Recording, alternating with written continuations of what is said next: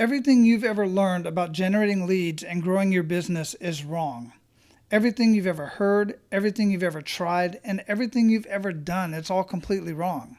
And that's okay, because unless you're a marketing agency, you don't need to be the master of marketing. But just like accounting and other aspects of your business, you should at the very least know the basics so that you know what's right from wrong. What I'm going to do over this short presentation is teach you a system for marketing your business to the point where it becomes instantly obvious to your prospects that they would be complete idiots to do business with anyone other than you at any time, anywhere, and even at any price. For example, let's say you're a chiropractor and you just spent more than $10,000 on radio advertising.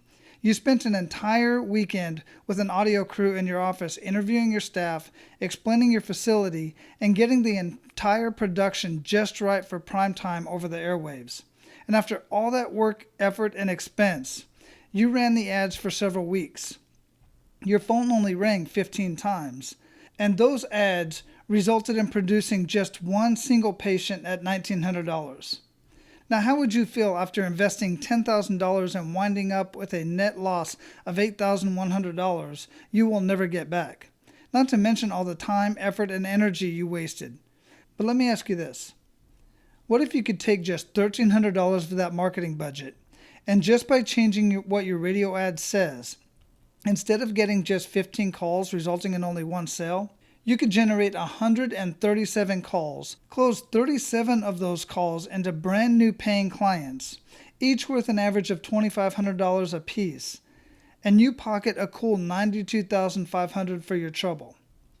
That's what's called getting more results, making more money for the same time, the same money, and the same effort spent. Now, what if we could systematically do this for you and your business? Let me show you how to leverage what you're already doing, and how you too can get those same exact results for your business just by changing the way you do all of your marketing and advertising. And I'm not talking about radical changes, just simple common sense changes that enable you to exponentially leverage your marketing results. That $10,000 marketing budget the chiropractor was spending remained the same whether they were getting 15 calls or 137 calls. And I'm going to share with you exactly how you can accomplish these same results with your marketing and in the process dominate your entire industry. In this short presentation, I'm going to teach you how to achieve massive leverage with your marketing, meaning simply that you'll make more money for the same time, the same money, and the same effort you're expending right now.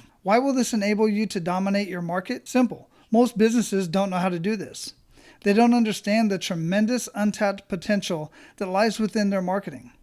Most businesses today spend some money on marketing and advertising, and then decide that whatever results they get from the marketing is probably as good as it's going to get. They realize that their results can fluctuate up and down, but they never imagine the results like the chiropractor, where he got 137 calls instead of 15, is even remotely possible. I'm here to tell you point blank that nothing could be further from the truth.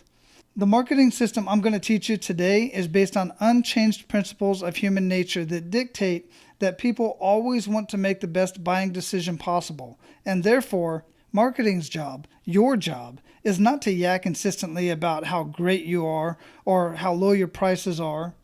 Your job is to position your prospective buyers so they have total control over the decision-making process, based on them having enough quantity and quality of information to determine that they're receiving the most value for the price they pay. The system I'm going to teach you is truly a breakthrough in marketing and advertising, yet it's simple and easy to understand. We have thousands of client successes to prove that this works literally every time it's implemented properly, regardless of what business or industry you're in. I'm going to introduce you to some very common sense principles of marketing that you'll be able to instantly validate and embrace. Principles that will give you a clear vision of what your marketing is supposed to look like and, just as importantly, what it's not supposed to look like. I want to show you the fundamental formulas and strategies to not only make your marketing work better, but to enable you to create what we call competition-crushing marketing. I want you to see how powerful this is, allow you to comprehend what the possibilities are for your business, and what a significant advantage you'll hold over your competitors when you implement it.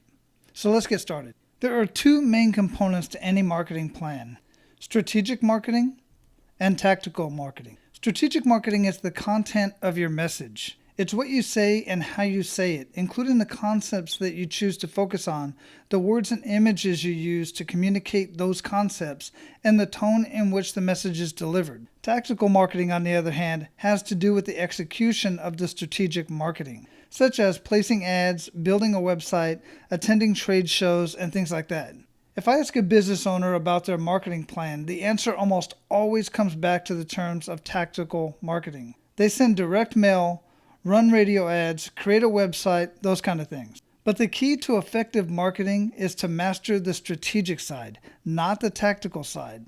What you say in your marketing and how you say it are almost always more important than the marketing medium where you say it. Both are important, of course, but the real leverage is in the message itself, and that's the strategic side of marketing. In fact, when marketing campaigns bomb, the tendency is almost always to blame the marketing medium like TV, radio, internet, newspaper, which is the tactical part of the plan, without any regard to how good or bad the strategy behind the marketing piece was. During this presentation, you'll learn how to say things in a way that will make a profound difference in your marketing results. This system has been successfully implemented in over 400 different industries, including business coaches, social media consultants, contractors, business brokers, accountants, financial companies, retail stores, real estate companies, home builders, restaurants, software companies, doctors, dentists, remodelers, internet companies, manufacturing companies, and anything and everything else you can think of.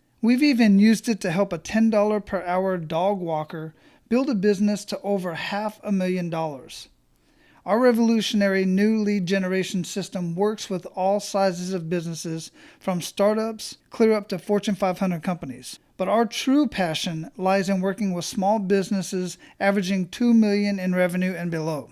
This system will let you finally quit competing on price and start selling your product or service for what you're really worth. You'll certainly drive in more leads and often see an increase in your advertising response by 2 to more than 100 times. You'll also convert a higher percentage of those leads and make your salespeople into superstars. You'll increase the amount of your average sale, and your list of clients that pay, stay, and refer will increase significantly. In short, you'll get a bigger bang for your marketing buck. But maybe best of all, you will finally have total control over your marketing and lead generation results. So let me ask you one simple question. What is the actual purpose of marketing? I mean, what is marketing really supposed to do? Well, in a nutshell, marketing is supposed to help facilitate your prospect's decision-making process. There are prospects out there that need to buy what you sell. Sometimes they need to be educated on the fact that they need to buy what you have to sell in the first place. And other times they already know that they want it, but they need help deciding who they're going to buy it from. Often they think they might want what you sell, but they have questions and concerns that need to be overcome before they'll pull out their credit card. But consider this. Because these prospects are not experts in what you do, or their exposure to what you sell is quite low, they don't really know the relevant issues surrounding the purchase. They don't know how to make the best decision. They can't tell the difference between the best deal and a major mistake, which leads an opportunity for you to provide them with the information and then guide them through the buying process. Consider this example. Throughout your life, how many sunrooms have you ever bought? Have you ever bought 5? 2, 1, or like 99% of homeowners, 0. Let's assume you fall into that group of 99% of people who have never bought a sunroom before. Do you have any idea whatsoever how to buy a sunroom? Can you tell the difference between a $10,000 sunroom and a $25,000 sunroom just by looking at it? Of course you can. Now realize that when people need to buy what you sell, they are, generally speaking, just as clueless about what you're selling as you are about sunrooms. So your job, simply put, is to facilitate the prospect's decision-making process. Listen, this is actually pretty simple. All prospects and customers want the exact same thing. And it really doesn't matter what type of business you have. They want to feel confident that their money has been well spent and that their decision has been made to the best of their ability. They want to get the best deal, not just the best price, but the best deal in terms of overall value. People instinctively want to make the best decision possible and not feel like they have to second guess their buying decision. All you have to do as a marketer is figure out what's important to your prospects. Educate them as to what constitutes the best deal when it comes to buying what you sell. Remember, value. And then show them quantifiable proof that you actually provide the best deal in terms of price and value. All of this has to be communicated to them in a way that they'll pay attention to, believe in, and then take action on. When this occurs, the prospect gets what they really want from you. Complete confidence that they have actually made the best decision possible and that they have truly gotten the best value. But here's the problem. Instead of using marketing to educate and facilitate the decision-making process and build the case why a product or service is the best on the market, most businesses fill their marketing with self-fulfilling platitudes that's only a thinly veiled way to say, buy it from me because I want you to give me the money instead of my competitor. That's why people become jaded and why they resist marketing altogether. They tend to either dismiss your entire marketing message or worse, they become skeptical and stop paying attention to the message altogether. Prospective buyers want and need to be educated so they can feel confident when making their purchase decision. And no one's providing it. But here's the good news. The first one who does provide prospects with this information wins all the most profitable customers available. When marketing is done improperly, the end result is 100% predictable. You start to feel intense pricing pressure from your prospects, and typically you're forced to cave in, lowering your prices, destroying your margins, and making way less money than you should just to stay competitive. And you get to spend more time at work and away from family than those who are successful. Here's the brutal truth, and please don't get offended by this, but if you're always competing on price, it's your fault. Your lack of marketing ability has led to a situation where there's no discernible difference between you and your competition. There have been no additional parameters or relevant issues introduced to educate your prospects as to what really constitutes the best value when it comes to buying what you sell. If you feel like you're always competing on price, it's because price is the only relevant variable that you've given your prospects to consider. From your prospect's perspective, all things appear equal, so they default to the business offering the lowest price. I'm about to show you how to fix that once and for all. Our system, simply put, is a step-by-step program for innovating and marketing your business. The system will allow you to first be better than the competition, and second, do better marketing than your competition. This allows you to separate your business from your competition and become the obvious choice for your prospects to do business with. Consider this. There are actually two sides to every business. First, there's what I call the inside reality. And second, what I call the outside perception. The inside reality encompasses everything you do and everything that makes your business great. It's all of your skills, the people who work for you, your expertise, the way you service your customers before, during, and after the sale. It's your systems, your operation procedures, your commitment to excellence. It's your passion and the way you conduct your business on a daily basis. Add these all together and they equal your value to the marketplace. That's what I call inside reality. So how's your inside reality? If you ask your customers why they buy from you, they could probably tell you something quantifiable, specifically and instantly obvious. They could point to specific benefits they enjoy when doing business with you. Then they could say things like, that's why I do business here. That's why I refer my friends to come here. And that's why I'm a loyal customer. That's why I'm willing to pay more here and why I keep coming back. That's your inside reality. So your inside reality is all about what you do and what you are that allows you to perform better. However, your outside perception has to do with how customers and prospects perceive your company. The outside perception is developed through the interactions that your prospects and customers have with your business. Your customers will draw on their past buying experiences with you to form their outside perception of your business. But here's the problem. If you provide unmatched and unequaled customer service, and your customers absolutely love you, none of that matters to your prospects if, number one, they don't even know you exist as an option.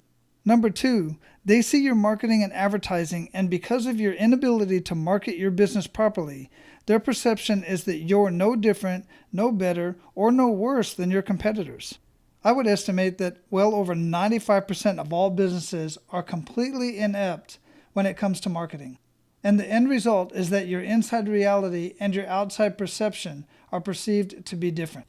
You see, regardless of how good you are, and regardless of your inside reality, your prospect isn't going to be able to figure out your true inside reality based on your marketing. You simply appear to be just another business that sells whatever it is that you sell. And don't say, well, that's okay because I have a salesperson. And when they get in front of my prospects, they'll be able to educate them and close the sale. Listen, that's a great theory, but I can flat guarantee that even your best salesperson is never going to close a prospect who doesn't know you exist, and therefore never bothers to contact you in the first place. Remember the chiropractor, 137 versus 15 calls? That's an extra 122 calls a month. People who were not calling this chiropractor prior to changing his marketing. How can you close people who never contact you? Obviously you can't. That's why your marketing must do the heavy lifting for you. Let your marketing deliver eager, qualified prospects to your sales funnel. But here's even worse news. Competition today is more fierce than it's ever been. How many competitors do you have right now in your business? Because that's how many choices your prospects have. And that's how many additional businesses they have to sift through and filter through as they attempt to reach the buying decision. And by the way, the internet has only made the problem worse. Have you noticed lately that everyone's going bonkers for online marketing? SEO, pay-per-click, Facebook, social marketing, and rightfully so. Most prospects are so busy these days that most of them start their buying process by researching online. But here's the sad reality for businesses that are advertising online. They spend a ton of their time and a ton of their effort and money just to get prospects to their website. And guess what their prospects see when they get there? The same old lame junk of service and quality and dependability that they saw in their lame brochure before the internet was invented. And the same old lame junk that their competitors have on their websites. These businesses then curse their high bounce rate, and they try to figure out how to get better qualified traffic to visit their site. The reality is that they're probably already getting enough qualified traffic to their website, but they fail to realize that it's their lame website that's not converting their prospects that's the real problem. Everyone looks at the internet as this end-all be-all to all of their marketing problems. But the reality is that the internet is just another medium to screw up your marketing with bland messages that do nothing to facilitate the decision-making process of your prospects. Yes, the internet is an important tool to your marketing arsenal, but you need to have a great website. And that means you better fix your strategic messaging that I've been talking about, or you're going to fail. There's an old saying that goes like this: if you want to know why Jane Doe buys what Jane Doe buys, you've got to see the world through Jane Doe's eyes. But the problem is that while most businesses are very good at knowing what Jane Doe wants, because they aren't communication experts, they don't have the ability to communicate through their advertising and marketing their inside reality to the outside world. They can't lead their prospects to say, I would be an idiot to do business with anyone other than you, at any time, anywhere, or any price. We've been successfully generating leads for business owners now for more than 20 years, and it's been my experience that most businesses could stand more improvement in both their inside reality and their outside perception. But for some reason, they struggle the most with their outside perception. In other words, they've got great businesses. Most of them offer exceptional value. They have good inside reality. But with all the competition that exists, they have a major problem differentiating themselves from the rest of their marketplace. They're simply not getting the value of their business across to those on the outside looking in. What about you? What's your outside perception? Go grab your marketing, look at your ads, take a look at your website. Is it instantly obvious, specifically and quantifiably, what makes you better and unique and different? Do you show your prospects how to judge your industry, what factors they need to consider when deciding to buy, and how you provide greater value than any of your competitors? You'll realize as these concepts start to sink in that the crux of most marketing problems, including yours, can be wrapped up in this one simple statement. Most businesses' outside perception is not an accurate reflection of their inside reality. So I'm going to show you why this is happening and what you can do to fix this in your business forever. I told you at the beginning of this presentation that everything you know about generating leads and growing your business is wrong. Let me clarify what that statement means based on what we've discussed so far. Everything you currently know about marketing does not effectively allow you to accurately and succinctly portray your inside reality to the outside world. This is a product of decades of being conditioned to do marketing the wrong way. In the very early days of advertising, I'm talking like the late 1800s and early 1900s, much of the advertising that existed back then was competitive in nature. Ads wouldn't just say, "Hey, we're better." They'd say, "We're better and here's exactly why, based on this or that." Now, on average, they did a pretty good job at building a case of helping prospective buyers understand the important issues in regards to their particular product or service. The result was that the outside perception was generally a pretty good reflection of the company's inside reality. Then the most significant event in the history of marketing and advertising occurred in 1945. Television was commercially introduced for the first time. Up until then, total national distribution of an advertising message was extremely limited to radio, print advertising, and a few magazines, and maybe the Sears catalog. But with the introduction of TV, large advertisers could buy a TV commercial and reach just about every living person in the country for $4,000 a minute, usually sold in 1 to 2 minute blocks. What a bargain, even in 1950s money. But back then there were only 3 channels. So demand quickly outstripped the supply of commercials, and prices shot through the roof. In response to the rising cost, the length of commercials shrank down from 2 minutes to 30 seconds. This meant that advertisers had less time to educate us to the important and relevant issues, and building a case as to why they were different or better or unique.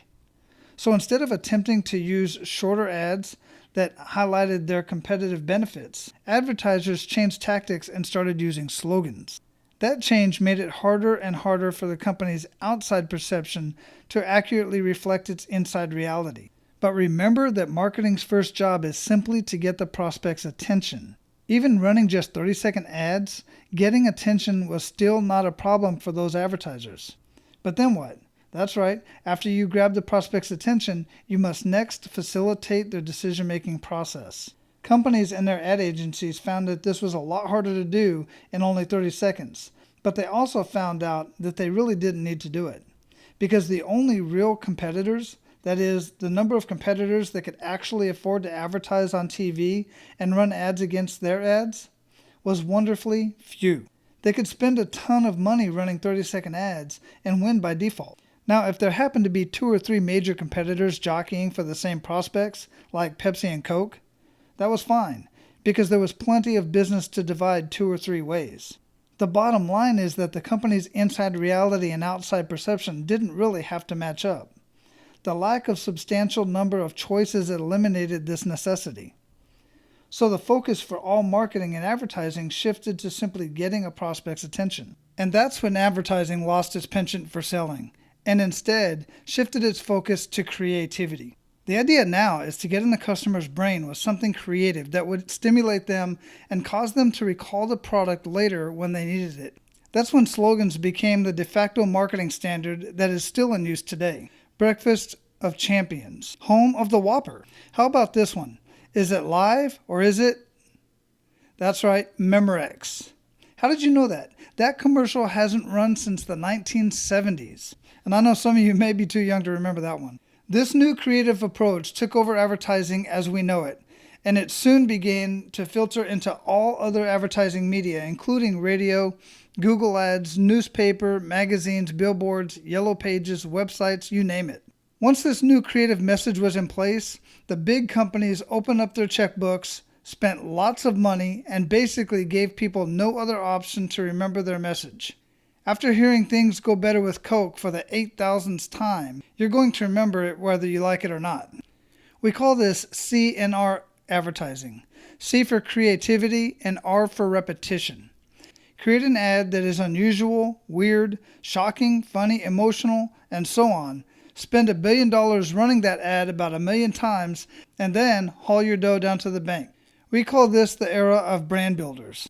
And in the 1950s, 60s, and even into the 70s, It was a no-brainer formula for market dominance for the companies with the financial wherewithal to pull this off. And that's when it all happened. Ad agencies started running this formula for all of their clients, even the ones that were smaller and didn't even have the deep pockets. Business schools started teaching marketing and advertising based on these methods that were being successfully implemented by the largest companies in the world, and churning out graduates who only knew one way to do marketing. Brand builder formula marketing and advertising became the de facto standard for how you do it. And after a few years, no one even questioned the formula, which brings us to the crux of the problem. All of us alive today, with no exceptions, grew up in an era where almost all the advertising you've ever seen or heard as a product of the era of the brand builders. Over time, we've all become conditioned as to what constitutes a good advertisement. We learned the fundamental pattern for what to put into a commercial. We learned about slogans and jingles and being funny. We learned that in marketing and advertising, the outside perception no longer has to reflect the inside reality. Let me repeat what I said at the very beginning of this presentation, and I know I'm sounding like a broken record, but it's important. Everything you've ever learned about generating leads and growing your business is wrong, and now you know why. And as a result of this new breed of advertising, jargon and platitude has now started to dominate all marketing and advertising. Think of a platitude as words or phrases that are dearly commonplace and predictable, that lack power to evoke interest through overuse or repetition, and that are nevertheless stated as if they were original or significant. In advertising, you see and hear platitudes all the time.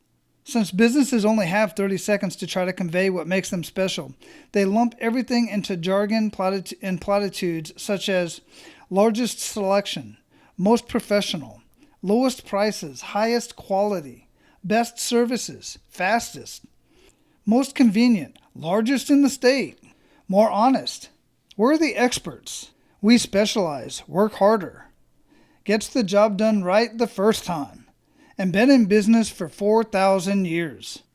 Now listen, I'm not saying that you shouldn't be those kind of things. Those actually make up the foundation you want to use to build your inside reality on. But consider this, if my marketing says that I offer high quality and great service, isn't that drearily commonplace and predictable? Doesn't it lack power to evoke interest through overuse and repetition? Isn't it nevertheless stated as though it were original or significant? Does my inside reality, what really makes me good at what I do, does that really shine through? Can you tell specifically what makes me valuable to the marketplace when I say highest quality or best service? You see, you simply can't describe, demonstrate, exhibit, reveal, or display your inside reality using platitudes and jargon. It's impossible. And unfortunately, the end result is an outside perception that you're no different than anyone else. There's absolutely no distinction, no separation, and no differentiation. None. You just flat out can't make your inside reality and outside perception match up when you use platitudes like this. In fact, let me give you several ways you can easily and quickly evaluate your marketing to see if you're getting caught up in this platitude trap. Platitude evaluation number 1 is what we call, well, I would hope so. When you make a claim, don't think about it in terms of the words coming out of your mouth. Think about it in terms of the words entering your prospect's ears. This will enable you to realize just how absurd most platitudes sound. Look at the messaging in your marketing, and then ask yourself if the prospect's immediate response might be, well, I would hope so. Let me give you an example. I recently saw a TV ad for a remodeling company. Throughout the ad, they continuously emphasized the fact that their work was the highest quality, it was fairly priced, and they guaranteed 100% satisfaction. Well, I would hope so.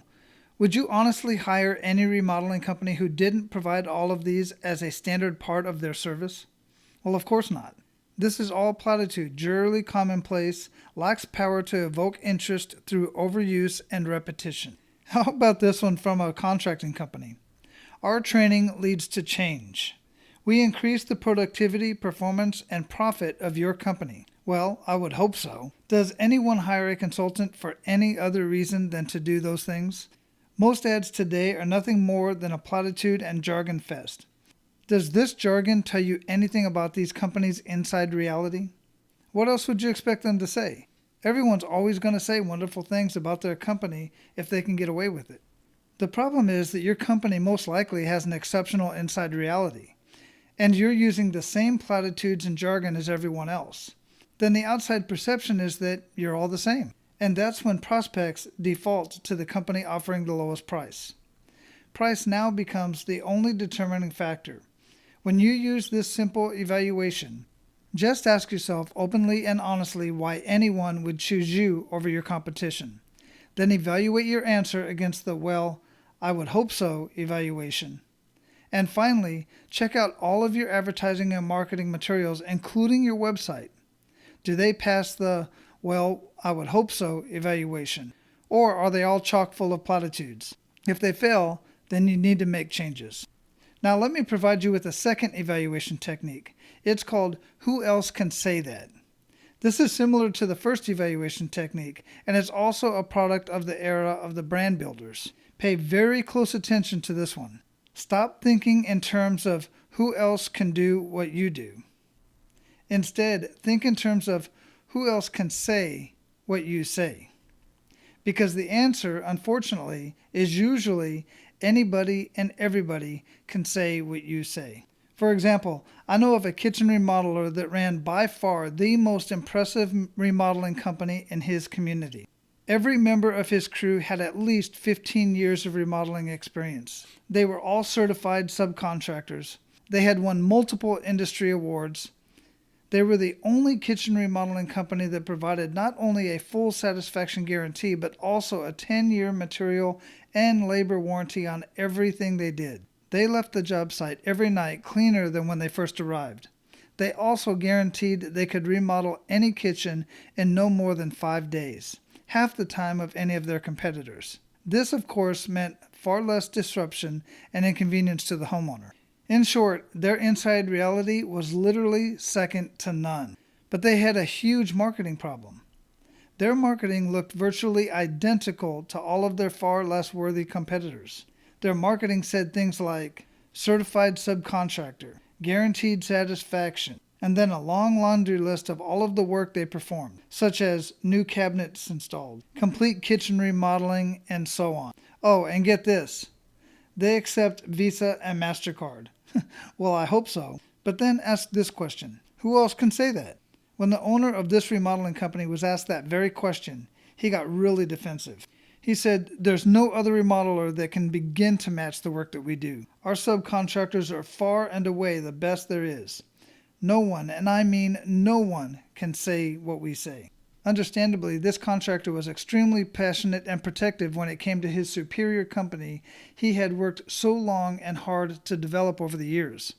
So finally, to try to get the point across to him, he was asked to pull up the websites of his 5 biggest competitors and see what all of them were saying on their homepage.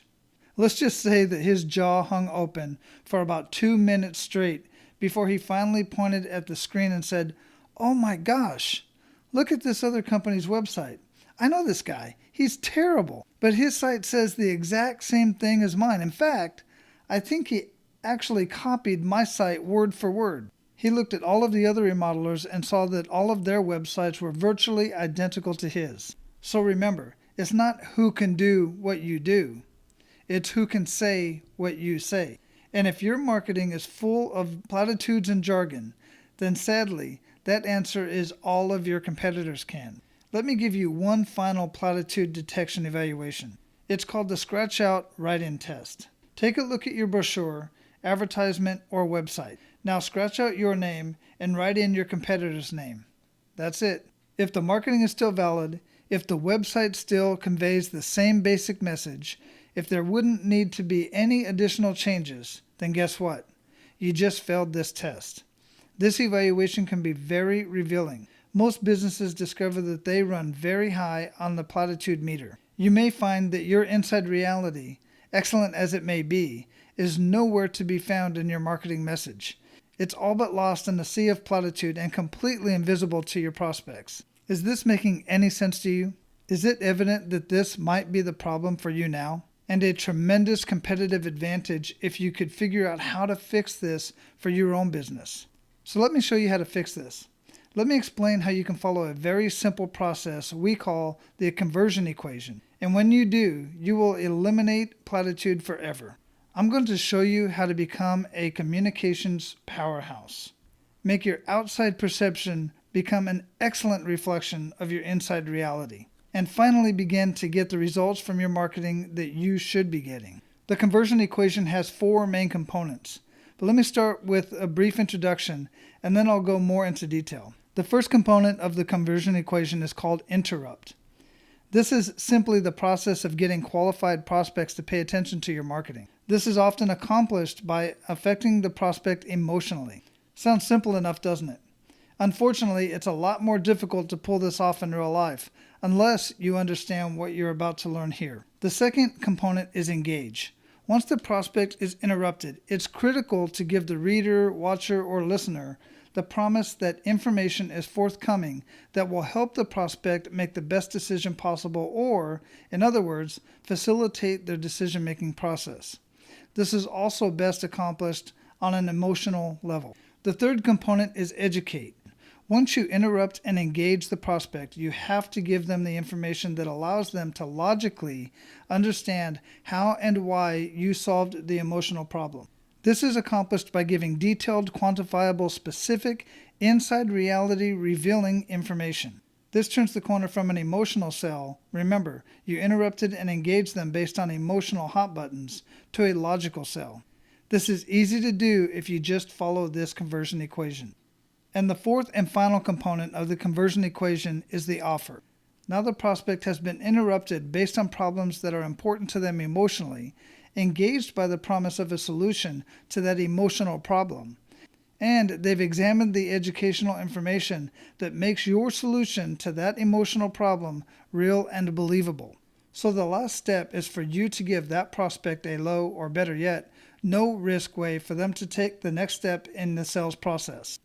This can be accomplished by offering a free marketing tool such as a report, brochure, seminar, audio, video series, or something similar that educates them even more so that the prospect feels in complete control of the decision-making process. This conversion equation follows the formula for what marketing is supposed to do in the first place. In fact, at this point, we can simply say that marketing's job is to interrupt, engage, educate, and offer. You remember earlier we said if you want to know why Jane Doe buys what Jane Doe buys, then you've got to see the world through Jane Doe's eyes?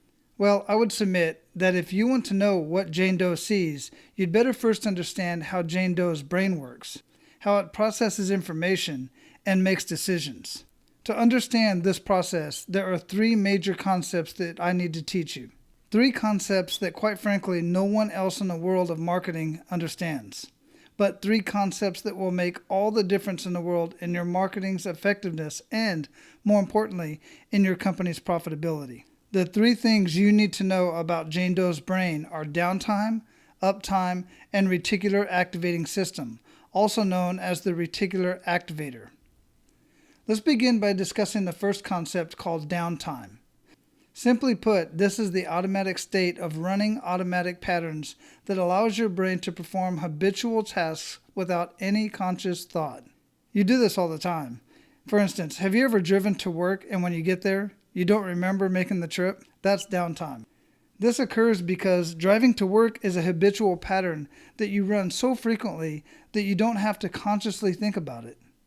Have you ever stepped out of your shower and couldn't remember if you shampooed your hair or not? Your brain performs all of these daily routine functions with no conscious thought. Now, here's what downtime means in marketing terms. People see and hear ads with their eyes and ears, but they don't notice them on a conscious level.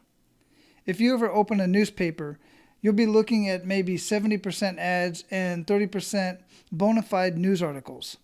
But because the ads are only seen on a downtime level, 9.9 times out of 10, you won't consciously notice them at all. All you consciously see is the news, which is what you were there for in the first place. The second concept is known as uptime. This is the brain's state of alertness or active engagement.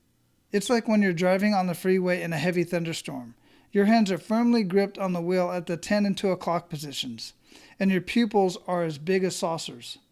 You're sensitive and responsive to everything around you.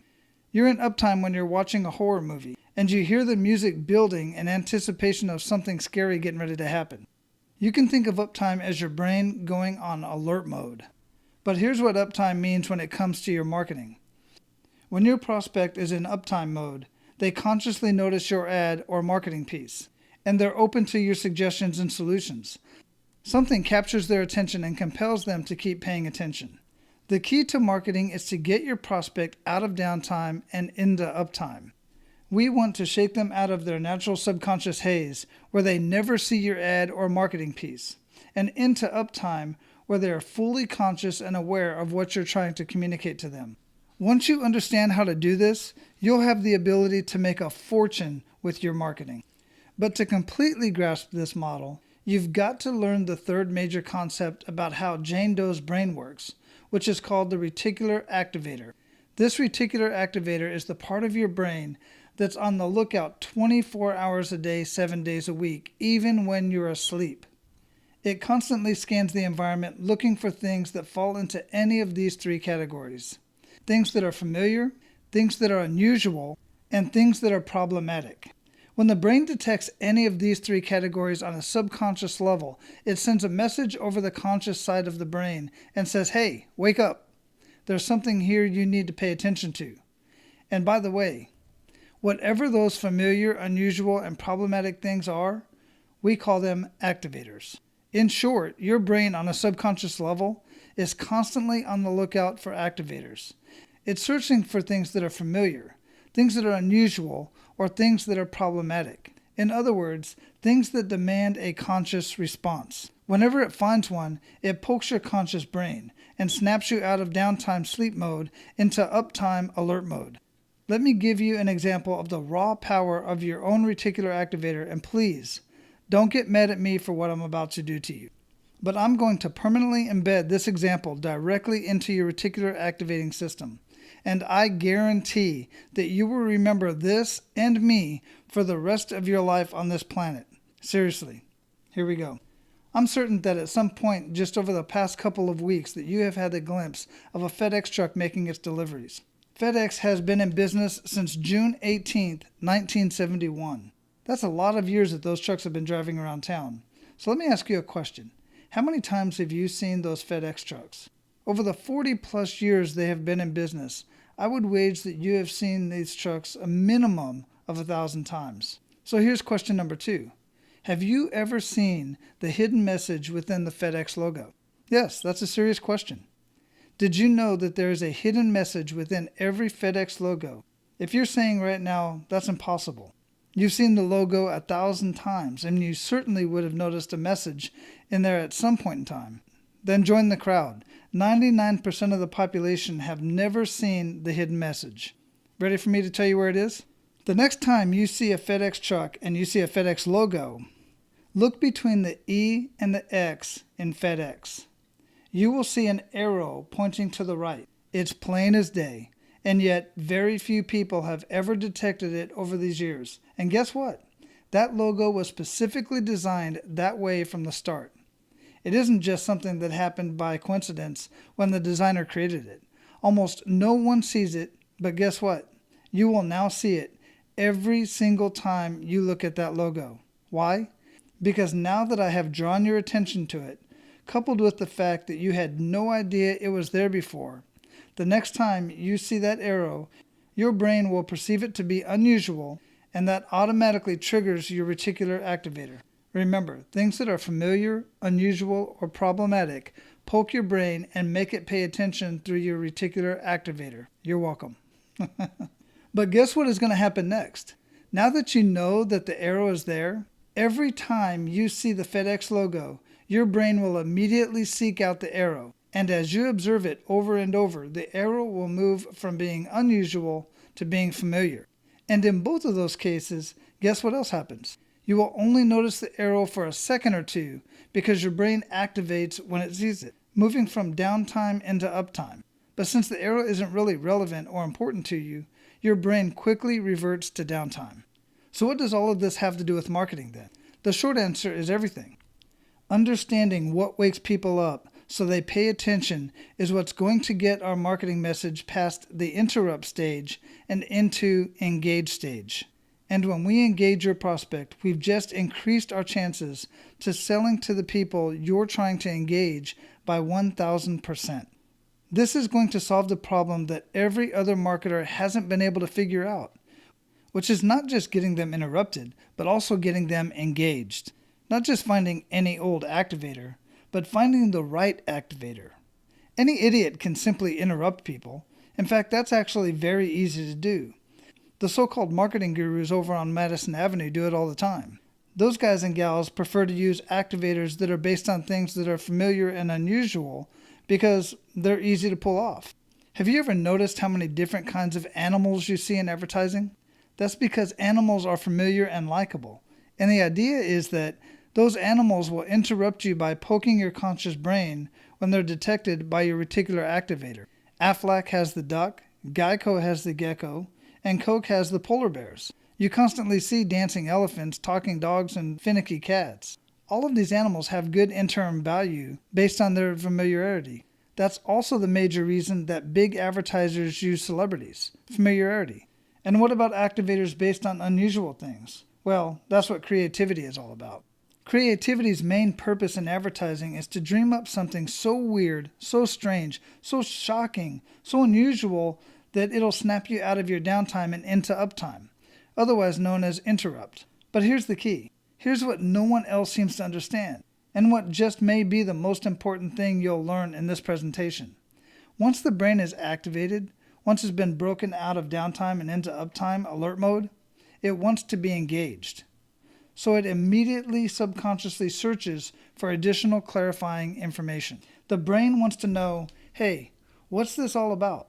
How does this affect me? Do I need to do anything about this? Literally, on a subconscious level, the brain goes on a fact-finding mission. The bottom line is the brain wants to know, how is this important and relevant to me? Should I allocate any conscious bandwidth to this? So it searches for additional facts. If it finds them, it'll become engaged. If not, it will quickly revert back to downtime. We call these important relevant issues hot buttons. If you're a golfer and your reticular activator detects Tiger Woods is on the television, it notices because on a conscious level, Tiger Woods is familiar. He's an activator. Then your brain immediately asks, hey, what's Tiger Woods doing in a Buick? Is there anything here that's relevant or important to me? Or in other words, is this a hot button issue for me at this point in time in my life? What typically happens is your brain determines that Buick is not important or relevant to you. It doesn't do anything to solve any of your problems, and therefore, it isn't a hot button. And so your brain immediately reverts back into downtime. Let me be crystal clear here. An activator is something that snaps a person from downtime to uptime, and is based on something that's familiar, unusual, or problematic. But an activator can also be classified as a hot button if, and only if, it's based on something that's important and relevant to your prospect. Your best bet to successfully interrupt and engage your target market is to identify problems, frustrations, uncertainties, and annoyances your prospect has, and then address them in your marketing.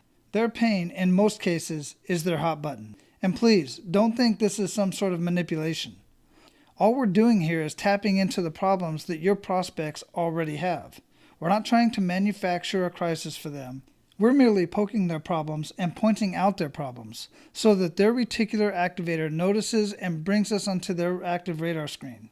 Now here's the key point to all of this, and one that none of the big agencies seem to understand, but one that you need to know in order to make this all work for you. The activators that are used to interrupt the prospect must be based on a relevant hot button. If not, the prospect will be momentarily interrupted, but will quickly revert back into downtime. This is what we call false uptime. Have you ever heard someone call out your name in a crowded room that immediately interrupts you because your name is familiar?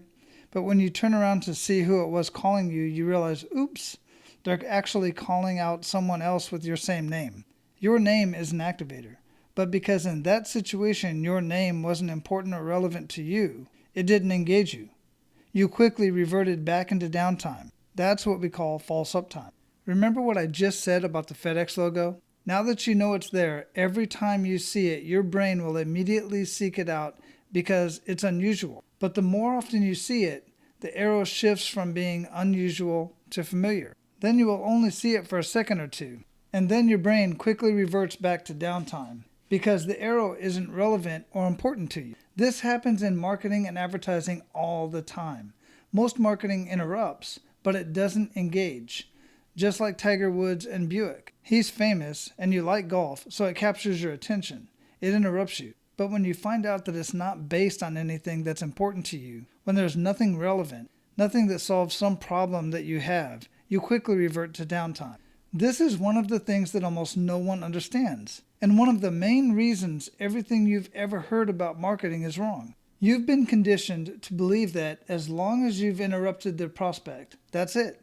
That's good enough. The job is done. But you have to realize that if you've only interrupted the prospect, that's only 1/4 of the conversion equation. You've got to include all 4 components: interrupt, engage, educate, and offer to get the maximum results from your marketing and advertising.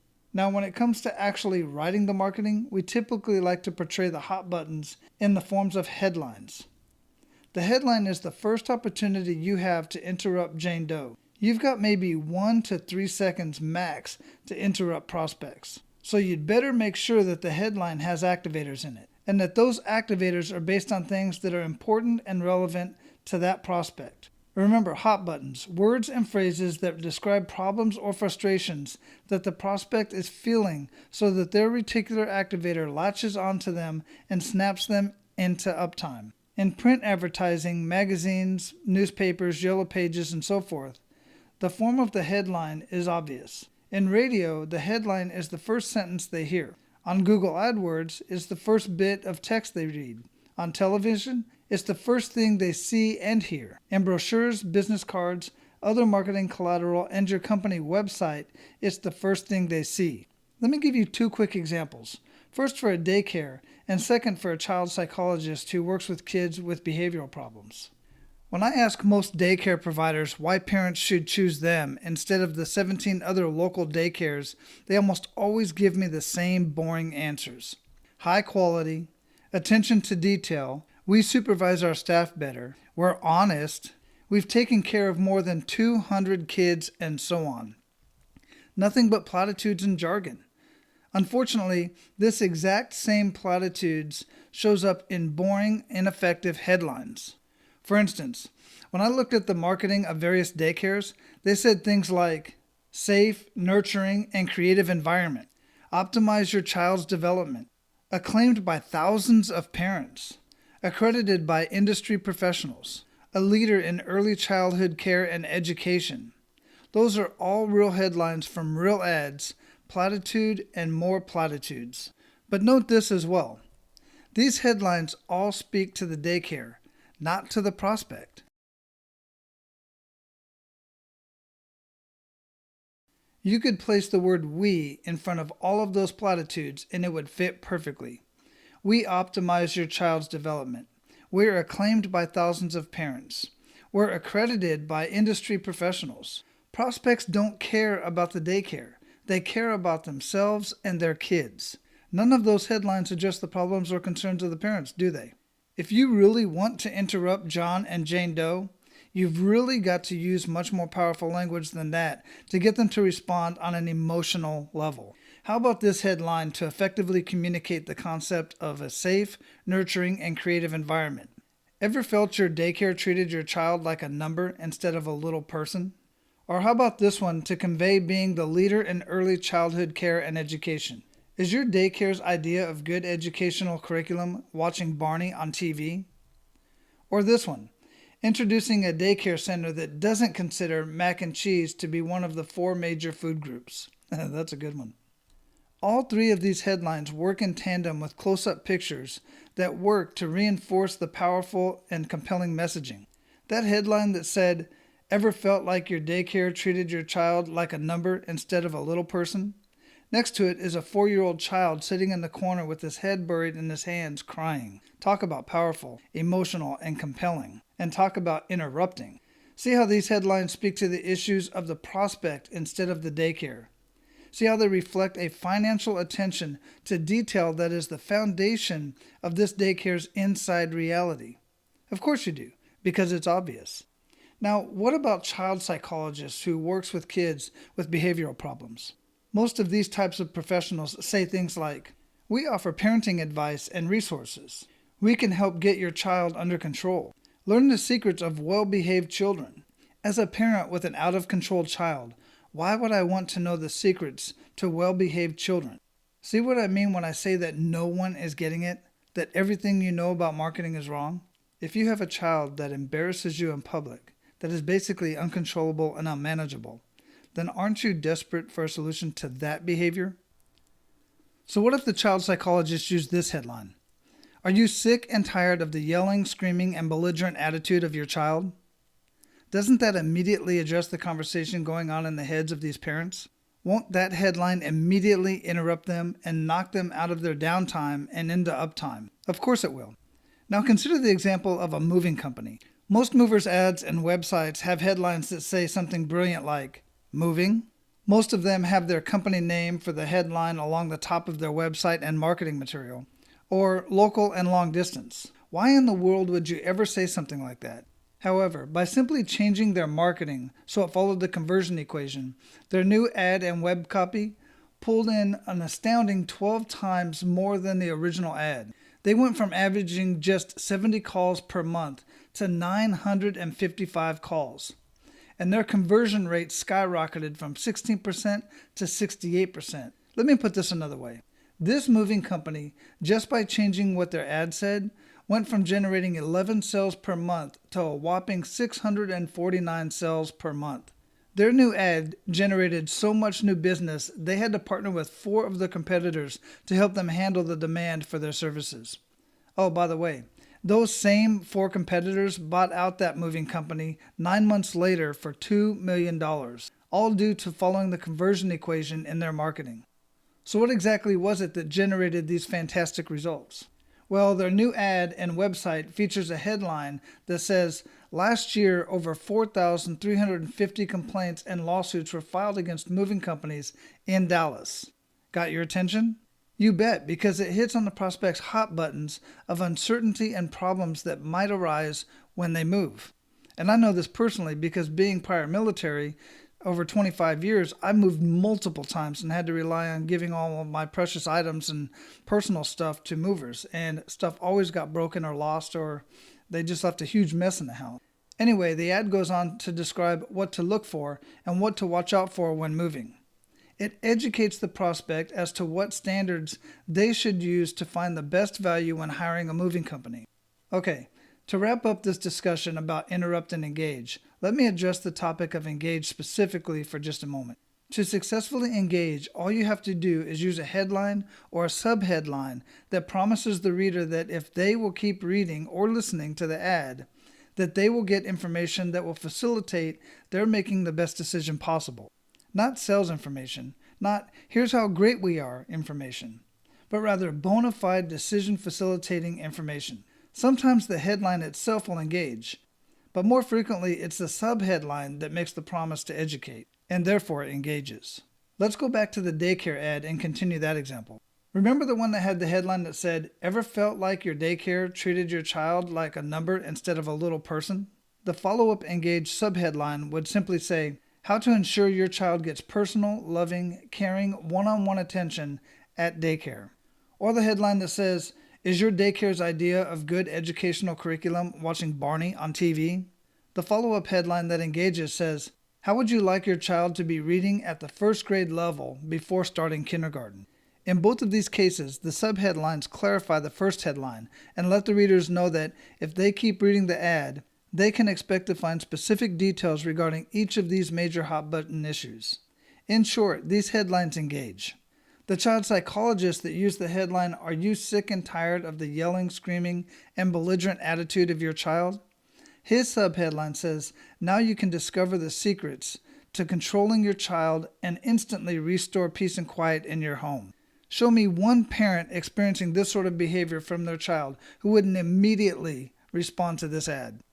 The moving ad, remember they had the headline, "Last year, over 4,350 complaints and lawsuits were filed against moving companies in Dallas"? It had a subheadline that reads as follows: "Ask these 15 questions to make sure that your moving company's policies, procedures, and standards will protect you from an unpleasant moving experience." So what do you think you might find if you decide to keep reading the rest of this ad or website? That's right, 15 things to be aware of and look for when choosing a mover. The subheadline engages the reader to continue reading to find out the decision facilitating information. And that brings us to the third and fourth components of the conversion equation: educate and offer. I mentioned earlier in the presentation that every marketing piece should contain a risk-lowering offer to encourage the prospect to take the next step. And that offer should generally be to receive additional information, or in other words, to further educate the prospect and build your case. Now here's the real key to success in marketing. The right offer allows you to capture a large percent of all future buyers in addition to those looking to buy right now. There's an educational process that the prospect goes through. From the moment they begin thinking about buying your product or service to the point where they actually complete the purchase. Most marketing only caters to those now buyers who will make a purchase decision in the very near future, and does nothing or very little to educate those who are just thinking about it right now, but who might buy later. Here's the problem with that. At any given moment, the number of prospects who are ready to buy right now represent no more than 1 to 5% of all of those who are ultimately going to buy what you sell. You've got 95 to 99% of your prospects who are in the thinking about it and gathering information mode, but when they're attempting to gather information, you don't give it to them. This is where the fourth component of the conversion equation becomes absolutely huge. Your offer gives you the opportunity to provide additional educational information to the gathering information mode prospects, and in the process, capture valuable information about who those people are so that you can proactively market to them on an ongoing basis.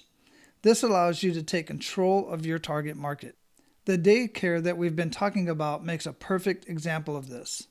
How many of the parents that see that ad for the daycare, remember the one that says, "Ever felt like your daycare treated your child like a number instead of a little person?" Or the one that said, "Is your daycare's idea of good educational curriculum watching Barney on TV?" Remember those? How many of those parents do you think are ready and waiting to relocate their kid from their current daycare to this daycare, and were relieved to see this ad so they could finally make the switch? My guess, maybe 1% maximum are now buyers. But because the headline, subheadline, and images are so powerful, because they do such a good job on interrupting and engaging, a lot of parents who are not ready to buy right this minute are going to see those ads, pay attention, and be interested. Those powerful ads could easily compel as many as 10, 15, or 25% of the parents who read these ads to seriously contemplate changing daycare services. But if the ad's only offer is the typical one that most daycares put in their ads, call for a free consultation, then none of those future buyers are going to call. Why would they? If you're not ready to make a change, why on earth would you call for a free consultation? You wouldn't. Furthermore, the ad itself isn't relatively limited to size. The daycare can't possibly cram their entire case with all of these associated evidence right there in the ad. It won't fit. This is why we would recommend that the daycare provide what we call an informational offer. What if they offered everyone who calls a free report titled 10 Things Your Daycare May Not Tell You? This report uncovers 10 critical areas all parents must know and investigate before they place their kids with anyone offering daycare services. This revealing report compares the 17 most popular area daycares against each other in all 10 of these areas, saving the parents their time, effort, and energy when making that all-important decision as to who will watch their child. But here's the really neat part of having this type of offer. When the parents do call or go online and request a free report, the daycare can now capture the prospect's contact information and proactively market to them from now until forever. Then the daycare could set up what we call a drip campaign to consistently and repeatedly follow up with these interested parents and keep providing them with additional decision-making information until they finally become ready to buy. Depending on what you sell in a specific situation, there are actually 8 different types of informational offers that we create and offer your prospects. And if we want to dominate your marketplace, we've got to get your offers right as well. Hopefully this is all coming together for you. Interrupt, engage, educate, and offer make up the conversion equation. And that equation is literally the backbone of all the incredibly successful marketing campaigns we've ever put together. So let's go ahead and wrap this up. You can probably tell from the depth of information of this presentation that we have a bona fide step-by-step system that helps business owners just like you become financially free using superior marketing that makes your phone ring. Remember earlier I said that our system works for big Fortune 500 companies. Well, our passion doesn't lie with helping huge soulless corporations. Our passion is for you, the small business owner who has to scrap, fight, and battle every day just to earn a living. I'm offering our system to you as a way to reach the ultimate pinnacle of life. Financial freedom for you and your family, along with the ability to do whatever it is you want with your time and money. After all, you more than likely started your business because you have a true passion for what you do. But when marketing is ineffective, owning your own business can become no more than working a poorly paying job. Compelling and successful marketing can provide you with the financial freedom to pursue your real, true ambitions in life. I believe that everybody has a cause that can be more fully pursued and supported when you're financially independent, and I know this from personal experience. So let us help you reach that goal. We have the tools, resources, and support to help you accomplish this goal in record time. All we ask is you give us a chance to show you how we can help you.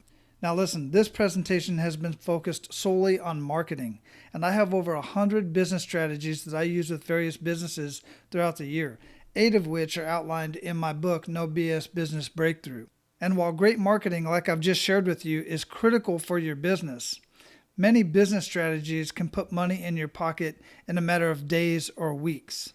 So if you would like our assistance with any of this, then feel free to get more information at apmasterycoach.com. I look forward to working with you and seeing you, your business, and your family reach all the goals in life that you desire.